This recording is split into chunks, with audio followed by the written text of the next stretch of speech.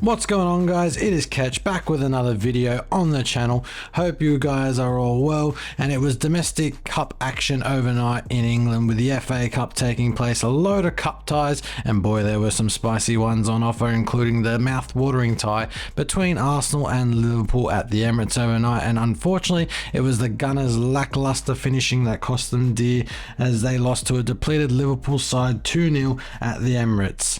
But unfortunately for Arsenal, after a strong first half, an airy-fairy second half cost the Gunners, when Jakub Kiwior, the young left-back from Poland, headed into his own net to give Liverpool a 1-0 lead, and then Luis Diaz made sure that Arsenal were knocked out when he put Liverpool 2-0 up in the 93rd minute to give Liverpool safe passage to the fourth round of the FA Cup, which the draw actually happens tomorrow on that. And Arsenal were not too happy with it, and nor were their fans after the game, with Lee, judges of Arsenal Fan TV, on after every match day like he normally is on the on AFTV to give this opinion of Arsenal lacking a striker at the moment. Now Gabriel Jesus is out injured, but they just lacked the striker. I mean, Havertz can play that sort of role. He was decent, but not what the Gunners needed, and Lee made sure his opinion was known. Got that ruthless striker. We haven't got that. So these players have got to step up, and if they're not going to step up, then yeah, maybe. The only criticism I've got of it today is from my point of view is that there's 20 minutes to go. Klopp chucks two youngsters on I've never heard of.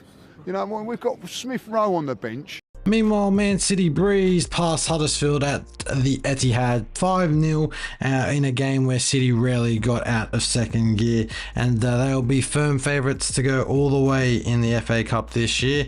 Elsewhere, the likes of Leeds, Wrexham and West Brom also punched their tickets to the fourth round of the FA Cup, while the likes of Nottingham Forest and Blackpool, as well as Luton, Bolton, West Ham and Bristol will unfortunately have to go to a replay to determine who goes through to the fourth round of that round, and they will have to determine their own fate, as they could only draw overnight in their respective ties with each other. So we'll have to see how that goes, but I personally think the replay system is a bit silly. I think it all just comes down to the fact that it's all money at the end of the day, and whoever gets more money into the game. It's probably a good thing for the smaller clubs as well. They if there is an event where there is a replay, it's good that they get that match revenue as well. It does help them, but I think the whole concept as a whole is a bit silly and should have been thrown out years ago. A quick change of pace as we head over to Italy in the Serie A, and boy oh boy, Napoli are in a pickle at the moment, aren't they? They are probably going to go on record as the worst defending champions in Italy over the last decade, as they slumped to a 3-0 defeat away to Torino. They were down to 10 men, Napoli, but their defending champion status has taken an almighty hit this season. I don't know what's gone on at Napoli this season, but they have looked a shadow of themselves, like a Victor Osimhen and Kvaradona, as he's well known in the Georgian landscape. But yes, Napoli have suffered an absolute shocker this season, and their hopes of having a second successive Scudetto are already gone. There's no way they'll be able to reclaim those points over the second half of the season. The likes of Juventus, Inter and AC Milan are already well and truly gone. They're like a good 15 to 20 points ahead of Napoli, and they've got a lot of work to do if they're even going to make the top four this season. I guess the only other realistic hope of even doing anything is maybe the Champions League, but even that's a bit of a stretch considering their current form and how their players have been playing. They've been very appalling in the Serie A this season, so we'll hope Napoli can get back on an even footing, but right now they're not the greatest defending champions I've ever seen. A new year also means the start of the January transfer window. Here we go. Everyone's favorite time of the year. It's also Fabrizio Romano's favorite time of the year. In fact, any transfer window is his favorite time of the year, as he is allowed to report on all the transfer dealings he wants to over the next 31 days. And I personally can't wait to see what happens in the transfer window. It's one of my favorite times of the year to see who goes where, who gets loaned out, and what opportunities will be afforded to players who might be struggling elsewhere. One such rumor that's been going around, I'm not sure if this is official official as of yet, but Tottenham Hotspur or Spurs have been looking to get Timo Werner on loan for the remainder of the season. Now, this is a very cunning move by Spurs.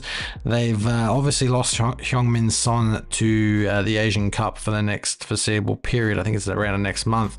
So Spurs are covering their 6 and bringing in Timo Werner on loan from RB Leipzig alongside Richarlison at the moment. Now, we all know Richarlison hasn't done as well as he would have hoped to at Tottenham, so I think Timo Werner is just there to give him a bit more help and experience, because Timo Werner does have Premier League experience. He had a mixed time at Chelsea Football Club a few years back.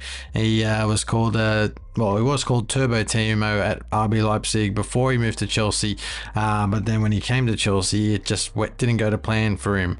But he's back in RB Leipzig now, and he has been just killing it. So Spurs have come knocking and looking for a loan deal for the rest of the season. Personally, I think this is a good move for both Spurs and Timo Werner. I think it definitely will help him get his confidence back in English football, but will he be able to get past the British media if he has a couple of bad performances? Only time will tell. I mean, it's still a rumour at this point in time, so if he does go to Spurs, we'll wish him all the best. But I think Spurs, Boyd and Daniel Levy have also been very smart. They obviously lost Harry Kane to Bayern Munich for big money in the summer, and now that Son's gone to the Asian Cup, they definitely need a striker of Werner's quality to hopefully provide a lot of goals and that pace he has been well known for over the years. But that is the end of this video, guys. I hope you have enjoyed. Please do like, share and subscribe so you never miss another upload, and I'll see you with a new video very soon. Have a good one, guys. See ya. Bye.